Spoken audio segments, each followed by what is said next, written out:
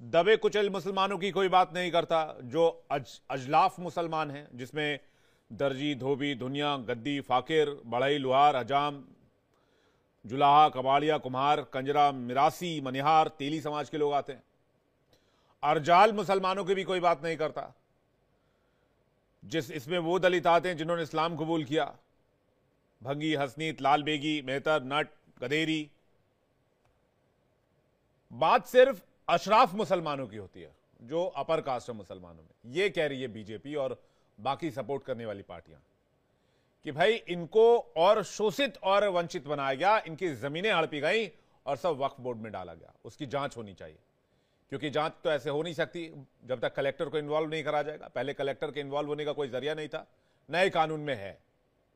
यश भारती जी। विवेक जी, Bharatiya Janata party बहुत अच्छा bill लेकर के आई है, उसको बहुत बधाई, बहुत शुभकामनाएं। जैसे वो नोटबंदी लेकर के आई थी और नोटबंदी से हम दुनिया के नंबर 1 देश बन गए हैं। ना हमारे यहाँ भ्रष्टाचार है, ना हमारे यहाँ आतंकवाद है, ना हमारे यहाँ काला धन कोई बचा हुआ है। सब अच्छा हो गया है।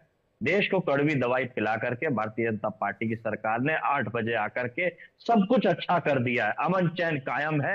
ये कुछ लोग हैं जो मुसलमान के नाम पे या वक्फ बिल के नाम पे नफरत फैला रहे। नहीं तो मोदी जी हैं तो मुमकिन है, नहीं तो सब अच्छा कर दिया था।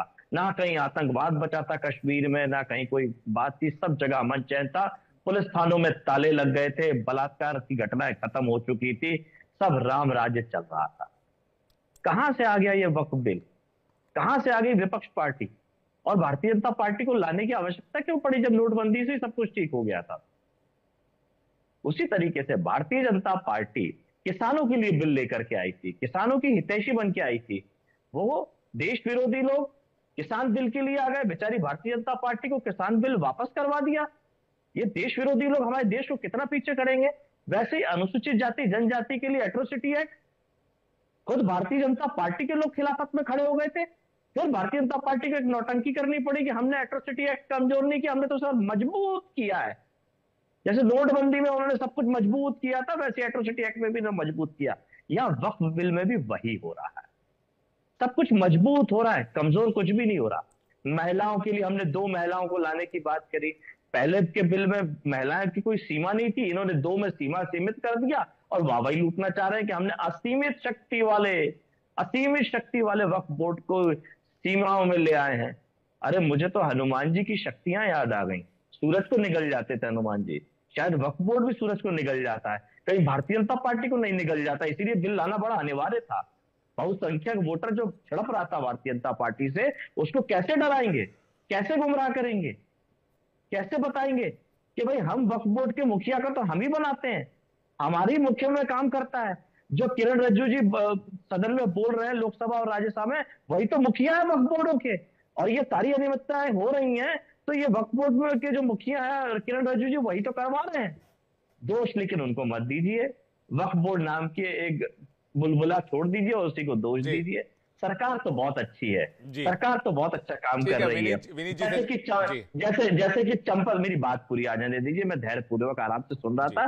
जैसे अयोध्या में चंपत राय ने जमीन घोटाला कर दिया, लेकिन वो जमीन घोटाला थोड़ी था, वो तो राम राज्य था, वो तो राम राज्य था। चंदा घोटाला हुआ, वो तो राम राज्य था। ठीक है, आप कह रहे हैं कि भाई वक्फ बोर्ड बीजेपी को निकल जाता, इससे पहले बीजेपी ने कानून बना दिया। विवेक जी अंतिम बात जल्दी से प्लीज सर।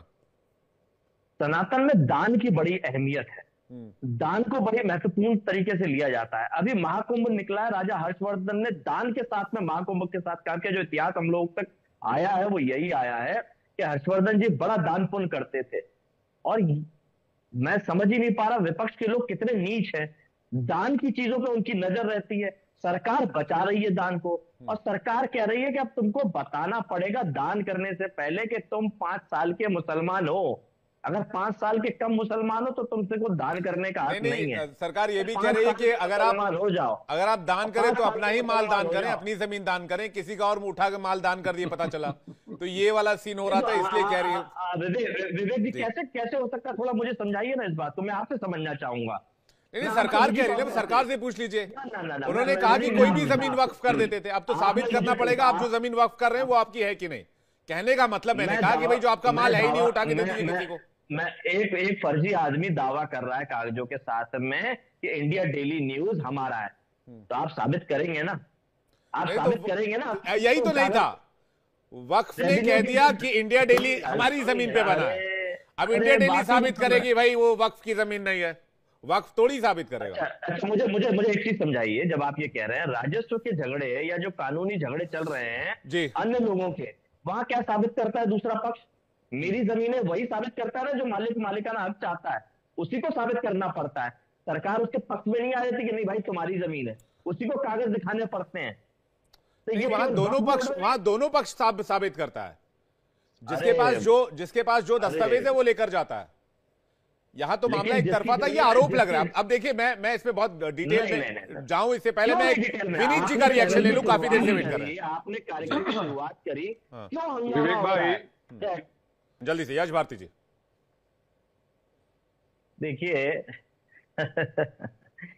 ये उस पार्टी के होशियार प्रवक्ता हैं चिराग पासवान जी की, वो चिराग पासवान जी जो आरक्षण खत्म करने की बात करते हैं और आरक्षित सीट से चुनाव लड़ते हैं और आरक्षित सीट से चुन करके आते हैं, अनारक्षित सीट से चुनाव लड़ने की हिम्मत नहीं जुटा पाते हैं। पासवान समाज के नेता बन करके उन्हीं का हक खाने की बात करते हैं और दे देते हैं जो चौबे दुबे पांडे को। जैसे इनके चंद्र प्रकाश पांडे जी जीजा हैं, उन्होंने बिहार में एक फैक्ट्री हड़प ली, भोपाल में एक फैक्ट्री हड़पने के लिए परेशान कर रहे हैं, लगातार परेशान कर रहे हैं, अनियंत्रित होकर के परेशान कर रहे हैं। ये हड़पने और ठगने की बात कर रहे हैं जिनके इनके युवा अध्यक्ष हैं उनके जीजा, तो ये अपने जीजाओं को बना करके सारी पार्टी चला रहे हैं, हमसे बात कर रहे हैं। भारतीय जनता पार्टी को जवाब दें जो परिवारवाद को रोज लांछन लगाती है, जिसके परिवार में 8 सांसद रहे हैं वो हमें आपके बताएगा। परिवार को तमाचा मारती है भारतीय जनता पार्टी रोज। अमित शाह जी ने तमाचा मारा अखिलेश यादव जी के जवाब में, आप सबके ऊपर सबको तमाचा मारा लाइन से कि 5 लोग केवल पार्टी का अध्यक्ष चुन लेते हैं, आपके यहाँ कोई लोकतांत्रिक व्यवस्था नहीं है। अमित शाह ने आपके मुंह पे तमाचा मारा है लेकिन जवाब देने की हिम्मत नहीं है। बेशर्मों के साथ पिटते रहेंगे, चुपते रहेंगे, रोते रहेंगे बेचारे, रोते रहेंगे। पहले चाचा रो रहे थे, भाई साहब भतीजा रो रहा है। रामविलास पासवान जी का नाम बिल पर वापस आए प्लीज। मेरी मैं करबद्ध निवेदन है, हाथ जोड़कर रिक्वेस्ट करता हूं कि परिवारवाद से निकलकर वक्फवाद पर आ जाए भैया। आजम खान साहब तक कौन आया? तो मुझे भी तो पार्टी तक जाना पड़ेगा ना, की जमीन की बात हो रही थी यश भारती बताना पड़ेगा ना कि लुटेरे और ठगे कैसे हैं, दूसरे की कंपनियों को कैसे लूट रहे हैं, कैसे ठग रहे हैं, ये बताना। देखिए मैंने दान को लेकर के बात की, अब बड़ी बात यह है जो सदस्यों की संख्या है। अब आप बात कर रहे थे कि अगर प्रशासनिक अमला आ जाएगा तो क्या दिक्कत है। मध्य प्रदेश वक्फ बोर्ड के अंदर अभी वर्तमान में एक हिंदू सदस्य है। एक बात, प्रशासक के रूप में आईएएस अधिकारी रहता है जब कोई अध्यक्ष नहीं होता। प्रशासक, वो प्रशासक हिंदू हो सकता है, मुस्लिम हो सकता है, ईसाई होता है, सिख हो सकता है, जो आईएएस अधिकारी उस समय उस जिले में होगा, उस प्रदेश में होगा, सरकार उसको नॉमिनेट करेगी जब तक कोई अध्यक्ष नहीं है। ये सारी व्यवस्था गुमराह कर रहा जा रहा है केवल। कभी महिलाओं के नाम से ये भूमि हड़प ली, अरे भूमि हड़प ली मजाक समझ के रखा है आपने, किसी भी जमीन पे हाथ रख दिया। जबलपुर हाईकोर्ट ने निर्णय सुनाया है, तमिलनाडु हाईकोर्ट ने निर्णय सुनाया है, और भी अन्य हाईकोर्टों ने निर्णय सुनाया है, लेकिन गुमराह किया जा रहा है, सिर्फ और सिर्फ गुमराह। क्यों? क्योंकि बहुसंख्यक वोट भारतीय जनता पार्टी का खिसक गया है, तो अल्पसंख्यक के नाम पे डरा के गुमराह करके। अब मुझे यह बता दीजिए, जिन जातियों के नाम आपने लिए थे विवेक जी, मुसलमानों में, हिंदुओं में भी वो जाति हैं, ओबीसी में आती हैं। मध्य प्रदेश के अंदर यही इंटरेस्टिंग है ना यश भारती जी, हिंदुओं की जाति की बात होती है, मुसलमानों की जाति की बात नहीं होती है। इसलिए मैंने किया। नहीं होती, कभी नहीं होती सर, इस देश में बहुत कम सुना है मैंने। आज की तारीख में होने लग गई है, लेकिन अब पहले बहुत नहीं होती थी। मैं आपको रिपोर्टिंग नहीं सिखा सकता। ओबीसी के अंदर मुसलमानों की जातियां आती हैं, उनकी आरक्षण की बात आती है। ओबीसी के अंदर मुसलमानों की जातियां आती है, बिल्कुल आती है। सुनिए, काशी विश्वविद्यालय के अंदर संस्कृत उर्दू पढ़ाने का काम मिश्रा जी करते हैं, किसी उर्दू पढ़ने वाले विद्यार्थी को दिक्कत नहीं है। संस्कृत पढ़ाने का काम यूसुफ खान करते हैं, जो ओबीसी कैटेगरी से सिलेक्शन पाते हैं, राजस्थान से आते हैं, सारे नियम के अनुसार। वह धरने पे कौन लोग बैठ जाते हैं? काशी विश्वविद्यालय वो विश्वविद्यालय है जहां का प्रतिनिधित्व देश के प्रधान सांसद प्रधानमंत्री नरेंद्र मोदी जी करते हैं, वहां ये अन्याय अत्याचार होता है, बड़ी चिंता है। तो वो ओबीसी के चयन किए हुए परीक्षार्थी को क्यों नहीं प्रोफेसर बनने दिया गया? किसने पढ़ाने से वंचित किया? और 27% आरक्षण ओबीसी को मध्य प्रदेश में क्यों नहीं मिल रहा? हाई कोर्ट ने 15,000 रुपए की पेनल्टी लगाई है, जबलपुर हाई कोर्ट ने। उस ओबीसी में 37 जातियां मुसलमानों की भी है। मुसलमानों की चिंता है आपको? ओबीसी की चिंता है? मैं ये नहीं कह रहा कि मुसलमानों में ओबीसी में आरक्षण नहीं है, ओबीसी में आरक्षण है, लेकिन मुसलमानों की जातियों की बात नहीं होती कभी खुलकर। मैं ये कह रहा हूं, आप मुझे किसी एक आम इंसान से पूछ के बता दीजिए जरा, 10 मुस्लिम जातियों के नाम वो बताएं। आप नहीं करते, दोस्त दूसरे पे क्यों रखते? हम तो पीडीए की बात करें, जो शोषित है, वंचित है, चाहे वो ब्राह्मण हो, क्षत्रिय हो, बनिया हो, मुसलमान हो, हिंदू हो, ईसाई हो, सिख हो, बौद्धिस्ट हो, जो मुख्य धारा से पिछड़ गया, हम उसकी बात कर रहे हैं। अब आपको नहीं सुनाई देती? नहीं, आप कीजिए, बिल्कुल कीजिए, आपका एजेंडा आप करिए, बिल्कुल करिए। मैं 27%, हर पार्टी अपने अपने हिसाब से अपने एजेंडे पर बात कर रही है। आप पीडीए की बात करें, आप कीजिए, आपको आजादी है। मैं ये कह रहा हूं, आप कर रहे हैं। मध्य प्रदेश में नहीं है, क्यों ओबीसी आरक्षण 27% मध्य प्रदेश में नहीं है? जबलपुर हाईकोर्ट के नाम पे झूठ फैलाती है भारतीय जनता पार्टी। जबलपुर हाईकोर्ट कह रहा है हमने कोई रोक नहीं लगा के रखी है। तो जबलपुर हाईकोर्ट कह रहा है कि आबादी के अनुसार पे आप आरक्षण दीजिए, 51% आबादी ओबीसी के दीजिए, लेकिन भारतीय जनता पार्टी की सरकार जवाब नहीं देती। 11 हियरिंग हो गई है, 11 में से एक भी हम फिर कभी आरक्षण पर डिबेट कर लेंगे, लेकिन आज वक्फ बोर्ड पर डिबेट है। मुसलमान ओबीसी में मुसलमान भी है, 37 जातियां हैं, चिंता है ना मुसलमानों की? दीजिए ना। ओबीसी में वो साहू भी है, तेली भी है, जो अरे सबको मिल रहा है सर, ऐसा नहीं है नहीं मिल रहा है, और आज से नहीं मिल रहा है, दशकों से मिल रहा है। यश भारती जी, दशकों से मिल रहा है मुसलमानों को, अब ओबीसी कैटेगरी में मिल रहा है। क्या बात कर रहे हैं आप? अरे ओबीसी को आरक्षण 98 में मिला, 2006 में शैक्षणिक मिला, आप कह रहे सदियों से मिल रहा है। सदियों नहीं, दशकों बोला है मैंने। दशक में 10 साल होते हैं और दशकों में 20-30 साल हो सकते हैं। अरे कब से? सदियों नहीं बोला है मैंने। विनीत जी आपको जवाब देना चाह रहे थे, मैं आ रहा हूं आपके पास में। देखिए, बात आरक्षण की फिर कभी कर लेंगे। बात हो रही है वक्फ बोर्ड की, बात हो रही है पिछड़े मुसलमानों को फायदा की। आप कह रहे हैं कि भाई मध्य प्रदेश में 27% आरक्षण का हिसाब किताब समझा रहे हैं, उसका जवाब आपने रोका नहीं। मैं तो ओबीसी आरक्षण को लाया था, आपने नहीं, अभी तो आप पीडीए की बात कर रहे थे। मैंने बताया कि आप तुष्टिकरण से क्या एक एक करके, प्लीज एक एक करके। मैं फिर कह रहा हूं, अभी राणा सांगा के लिए पेपर में 2003 में जब अटल बिहारी वाजपेयी जी की केंद्र में सरकार थी, आईएएस प्री के एग्जाम में पूछा गया है। सवाल करो भारतीय जनता पार्टी से कि 2003 में। ठीक है, यश भारती जी, देखिए राणा सांगा पर डिबेट अभी डिविएट हो जाएगा, मैटर टॉपिक डिविएट हो जाएगा, बात समझने की कोशिश कीजिए। यश भारती जी, मैं आ रहा हूं आपके पास। अभी आपने नॉन स्टॉप 10 मिनट बोला है, विनीत जी को 2 मिनट का टाइम दीजिए, फिर मैं जा रहा हूं आलोक जी के पास। विनीत जी, 10 सेकंड। अभी आपने आरक्षण की बात की थी, जरा बताइएगा कि इनके घटक दल कर्नाटक में 4% का आरक्षण किसको दे रहे हैं? 27% आरक्षण ओबीसी को मिल ही रहा है, उसके बारे में तो आप कुछ नहीं बोलेंगे। आप, मैं फिर से कहूंगा, अपनी बात की पुनरावृत्ति करूंगा, दोहराऊंगा। ये सारे जो इंडिया, सुनिए तो, सारे क्या लागू कर दिया? लागू किया?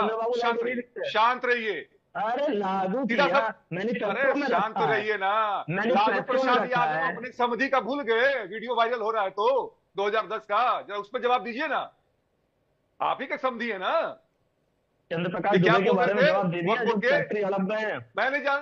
मैं किसी चंद्र प्रकाश दुबे को नहीं जानता हूं। मेरा युवा अध्यक्ष वेद प्रकाश पांडे, आपका युवा अध्यक्ष वेद प्रकाश पांडे, चंद्र प्रकाश पांडे नहीं है, वो पार्टी के पदाधिकारी नहीं है। लालू प्रसाद यादव को बताइए। चंद्र प्रकाश दुबे बोल रहा है आपके पांडे जी, जिनका भी आपने मुझे डिबेट हो रहा है। देखिए अयाज अहमद जी काफी, यश भारती जी, विवेक जी, भारतीय जनता पार्टी के नेता आदरणीय आलोक वत्स जी चैनल में बैठे हुए हैं और उन्होंने ये कहा कि 41,000 करीब केसेस पेंडिंग है वक्फ बोर्ड के खिलाफ में। तो वक्फ बोर्ड के खिलाफ में ये केसेस पेंडिंग है और ये कह रहे हैं वक्फ बोर्ड के खिलाफ कोई जा नहीं सकता, यही तो सरकार कह रही थी। और आलोक वत्स जी कह रहे 41,000 पेंडिंग है। ट्रिब्यूनल में केस है, हाई कोर्ट या सुप्रीम कोर्ट में नहीं है। सारी चीजें की जा रही है, ये भारतीय जनता। अरे सर, मैंने बता दिया जबलपुर हाईकोर्ट का, तमिलनाडु हाईकोर्ट का, सब बता दिया। और आपने भी बता दिया वक्फ बोर्ड के खिलाफत में 41,000 केसेस पेंडिंग है। तो जा रहे हैं ना वक्फ बोर्ड के खिलाफ में। अरे जा रहे हैं ना। ट्रिब्यूनल किसने बनाया? आपने बनाया ना। 10 साल में मोदी जी की सरकार चला रही है ना। ये केस यश भाई वर्षों से लंबित है, वर्षों से लंबित केस है। ये सिर्फ भारतीय जनता पार्टी के समय का केस नहीं है, आदरणीय आलोक जी, उस समय का केस है जो चलता चला आ रहा है। आदरणीय आलोक जी, न्यायालय में 25-25, 30-30 साल से राजस्व के केसेस पेंडिंग हैं, उनको खत्म करने के लिए भारतीय जनता पार्टी ने क्या किया? क्या न्यायालय बढ़ाए? क्या कुछ और व्यवस्था की? ट्रिब्यूनल्स वही चीज तो काम करते हैं ना, हमने तो बढ़ाया है, न्यायालय में हमने खत्म जजों की की जाए। नियुक्ति ज्यादा की है, हम बहुत से केसेस को आप बढ़ाने नहीं, की कवायद कर रहे हैं, आप हमने नहीं बहुत जगह सुनेंगे, एक्सपेंशन आप किया है नहीं सुनेंगे कोर्ट्स का। आनंद जी। ऐसा नहीं है आप कि हम आपके आप अंदर इतने के बैठे सहनशील हुए हैं। व्यक्ति हैं, इतने सहनशील व्यक्ति हैं, मैं आपकी तारीफ करता हूं इस बात की, और आप नहीं सुनेंगे। ट्रिब्यूनल्स की जरूरत क्यों है? अलग अलग रेलवे का ट्रिब्यूनल है, अलग अलग ट्रिब्यूनल्स क्यों है? ट्रिब्यूनल्स इसीलिए है कि न्यायिक बोझ कम किया जाए, फैसले जल्द हो सके, न्यायालय पे अधिक बोझ जो हो गया वो खत्म किया जाए। लेकिन आप ट्रिब्यूनल्स पे ही सवाल कर दें और ये कह दें कि ट्रिब्यूनल्स की अपील नहीं हो सकती। जबलपुर हाईकोर्ट का उदाहरण दिया, तमिलनाडु हाईकोर्ट का उदाहरण दिया, देश में कई उदाहरण है जहां इन ट्रिब्यूनल्स के खिलाफ में कोर्टों ने फैसले दिए हैं। आप भ्रम ना फैलाएं, आपकी सरकार भ्रम ना फैलाए, ये भ्रम से किसी को लाभ नहीं होना, सौहार्द